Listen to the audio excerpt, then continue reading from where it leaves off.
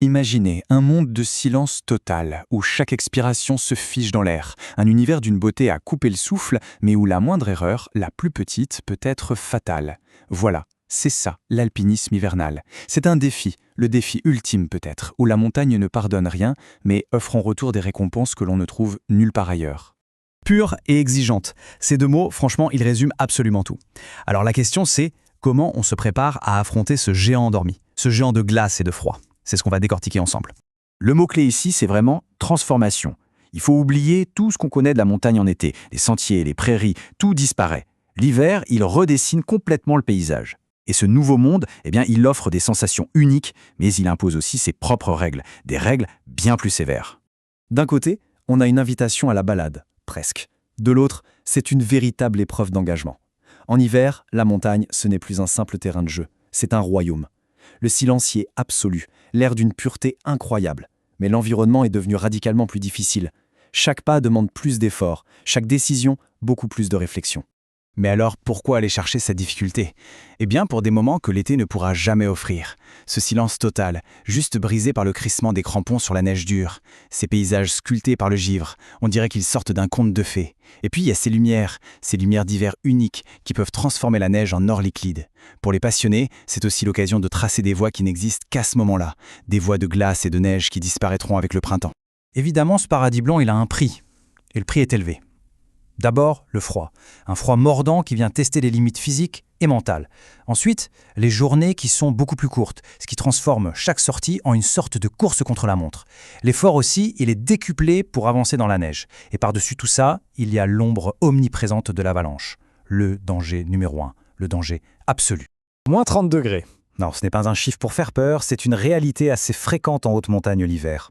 Et à ce niveau de froid, plus rien ne fonctionne normalement. Ni le corps, qui brûle une énergie folle juste pour se maintenir en température, ni même le matériel, qui peut devenir fragile, cassant comme du verre. Face à un adversaire pareil, l'improvisation est tout simplement interdite. La réussite, et surtout la survie, ça se joue des semaines, des mois avant de mettre un pied sur la neige. C'est là qu'il faut forger l'alpiniste. Parce qu'en hiver, la montagne, elle ne fait aucun cadeau aux amateurs. Un programme d'entraînement typique, sur 8 semaines, ça ressemble à ça. On commence par construire une base solide d'endurance, c'est le moteur. Ensuite, on ajoute de la puissance et on commence à pratiquer les gestes techniques, d'abord dans des conditions faciles. L'idée c'est simple, arriver au sommet de sa forme, avec des automatismes bien en place, pour pouvoir être concentré à 100% sur la sécurité le jour J. Mais un corps bien préparé, ça ne suffit pas. Il faut l'envelopper dans la bonne armure. Et en alpinisme hivernal, l'équipement, ce n'est pas juste un accessoire, c'est une ligne de vie. Absolument chaque pièce a un rôle crucial pour la survie et pour le succès de l'ascension. La règle d'or pour rester au chaud, c'est de rester au sec. C'est aussi simple que ça. Pour y arriver, on utilise le fameux système des 3 couches. Une première couche, contre la peau, qui évacue la transpiration. Une deuxième, par-dessus, qui isole et garde la chaleur. Et une troisième, la coque extérieure, qui bloque le vent et la neige. Tout l'art, c'est de jongler avec ces couches pour n'avoir jamais ni trop chaud à l'effort, ni trop froid à l'arrêt.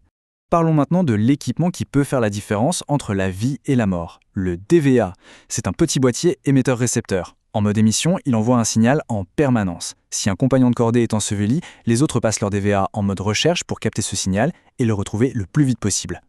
Mais attention, et ça c'est crucial, le DVA tout seul, il ne sert à rien.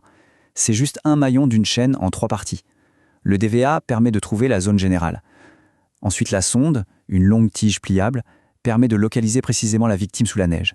Et enfin l'appel, qui est sans doute l'outil le plus important, permet de la dégager. Si on oublie un seul de ces 3 éléments, c'est comme si on partait avec rien. Ce trio DVA, sonde, pelle est absolument indissociable. Forcément, toute cette technicité, ça a un coût. L'investissement de départ, il faut le dire, est assez important, surtout pour les chaussures et le matériel de sécurité. Le marché de l'occasion peut être une bonne solution pour débuter, mais avec une règle d'or absolue, il faut être intransigeant sur la vérification du matériel de sécurité, comme le DVA. Là-dessus, il n'y a aucun compromis possible. Bon, on est bien préparé, bien équipé, c'est parfait. Mais c'est sur le terrain que le vrai match se joue. Et là, il y a 2 compétences qui sont reines. Savoir lire la neige pour éviter les avalanches et savoir s'y déplacer avec efficacité et en toute sécurité. Avant chaque sortie, la première chose à lire, c'est le BRA, le bulletin d'estimation du risque d'avalanche. Il donne le niveau de risque sur une échelle de 1 à 5. Pour faire simple, à 1 ou 2, le manteau neigeux est plutôt stable. À 3, le danger est marqué, c'est à ce niveau qu'il y a le plus d'accidents, car ça demande une vraie expertise pour naviguer. Au-dessus, à 4 ou 5, le message étant de plus clair, on reste à la maison ou alors on choisit des itinéraires totalement sécurisés. Mais le BERA, ça ne suffit pas. Une fois sur le terrain, il y a des règles simples qui s'appliquent, quoi qu'il arrive. Règle numéro 1. Une seule personne à la fois dans les pentes qui semblent suspectes. Règle numéro 2. On garde ses distances, à la montée comme à la descente. Et règle numéro 3. On garde les yeux grands ouverts pour repérer le moindre signe d'instabilité de la neige. Le physique, le matériel, la gestion du risque. La toute dernière étape, c'est d'assembler toutes ces pièces dans un plan d'action précis.